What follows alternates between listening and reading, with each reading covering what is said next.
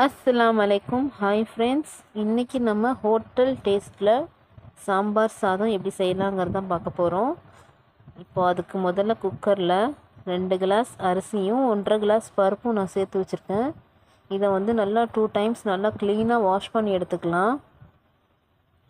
இப்போது இதை நான் வந்து 2 டைம்ஸ் நல்லா வாஷ் பண்ணி எடுத்துட்டேன். இப்போ இதுக்கு தேவையான அளவு தண்ணியும் மஞ்சத்தூளும் சேர்த்துக்கலாம். சேர்த்தாச்சு. இப்போ இதை மூடி போட்டு அடுப்பில் வச்சு ஒரு 5 விசில் விட்டுடலாம். இப்போ இந்த டைமில் நம்ம பீன்ஸு, கேரட், வெங்காயம், தக்காளி எல்லாம் கட் பண்ணி வச்சாச்சு. நான் வந்து 3 வெங்காயம் 3 தக்காளி கட் பண்ணி வச்சுருக்கேன். இது கூட வந்து புளியும் ஊற வச்சு வச்சுருக்கேன். நீங்கள் வந்து வேறு வெஜிடபிள்ஸ் வேணும்னா கூட சேர்த்துக்கலாம். இது வந்து தாளிப்புக்காக ரெடி பண்ணி வச்சுருக்கேன். இந்த டைமில் நமக்கு குக்கரில் சாப்பாடு நல்லா வெந்து குழஞ்சி வந்துருச்சு. இப்போது நம்ம அதே அடுப்பை ஆன் பண்ணிவிட்டு பேன் வச்சு எண்ணெய் ஊற்றிட்டு எண்ணெய் நல்லா சூடான உடனே ஃபஸ்ட்டு கடுகு போட்டுக்கலாம். கடுகு நல்லா பொரிஞ்சு வந்ததுக்கப்புறம் நம்ம தாளிப்புக்கு எடுத்து வச்சதெல்லாம் இதில் சேர்த்துக்கலாம். இது கூட வந்து நான் பூண்டு நல்லா இடித்து சேர்த்துருக்கேன். பூண்டு நிறைய சேர்த்தோன்னா டேஸ்ட் ரொம்ப நல்லாயிருக்கும். அப்புறம் நான் கட் பண்ணி வச்சு வெங்காயத்தை சேர்த்து நல்லா வதக்கி விட்டுடலாம். இந்த மாதிரி நல்லா ப்ரௌன் ஆகுற வரைக்கும் நல்லா வதக்கணும். இது கூட தேவையான அளவு உப்பு சேர்த்துக்கலாம். உப்பு சேர்த்துட்டோன்னா நமக்கு சீக்கிரமாகவே வந்து வெங்காயம் ப்ரௌனிஷாக ஆகிடும். இப்போ நல்லா வெங்காயம் வதங்கிருச்சு. இப்போ இது கூட 1/4 ஸ்பூன் மஞ்சள்தூள் சேர்த்துக்கலாம். சேர்த்துட்டு நல்லா இந்த கிண்டி விட்டுடலாம். நல்லா கிண்டிட்டு இப்போ நம்ம கட் பண்ணி வச்சுருக்க தக்காளி இதில் சேர்த்துக்கலாம்.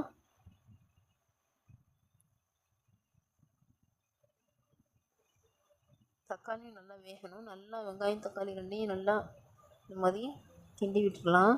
இப்போ நம்ம கட் பண்ணி வச்ச காய்கறி இதில் சேர்த்துடலாம். ஏன்னா தக்காளியும் காய்கறியும் வந்து கரெக்டாக வேகிறதுக்கு கரெக்டாக இருக்கும். நம்ம நல்லா கிண்டி விட்டுட்டு இப்போது இதில் கொஞ்சம் நம்ம ஒரு 1.5 கிளாஸ் தண்ணி சேர்த்துக்கலாம். காய் வேகணும் இல்லையா, நல்லா வேகணும். அதனால் வந்து நல்லா தண்ணி ஊற்றிட்டு ஒரு 10 நிமிஷம் மூடி போட்டு வச்சிடலாம். 10 நிமிஷம் கழிச்சு திறந்து பார்க்கலாம். காய் வந்து ஓரளவு நல்லா வெந்துருச்சு.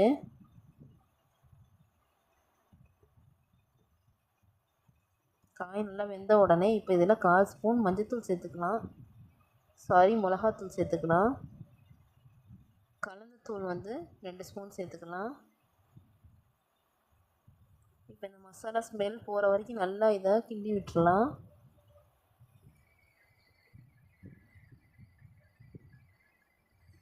மசாலா ஸ்மெல் நல்லா போனதுக்கப்புறம் நம்ம புளி கரைச்சி வச்சுருக்கோம் இல்லையா, அந்த தண்ணியை வந்து இதில் ஊற்றி விடலாம்.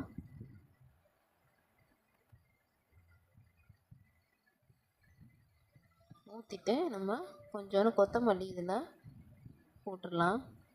போட்டு ஒரு 10 நிமிஷம் மூடி வச்சிடலாம். This video sponsored by Moto shopping.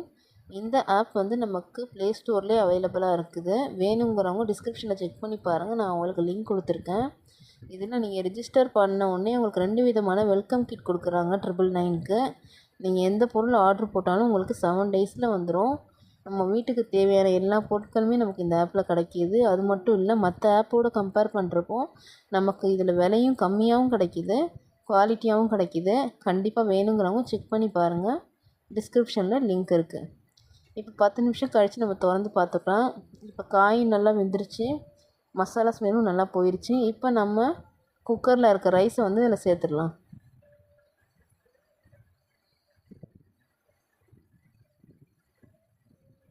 நல்லா கொலையாக இந்த மாதிரி ஃபுல்லாக எல்லா ரைஸையும் போட்டுட்டு இப்போ நல்லா இந்த மாதிரி கிண்டி விட்டுடலாம்.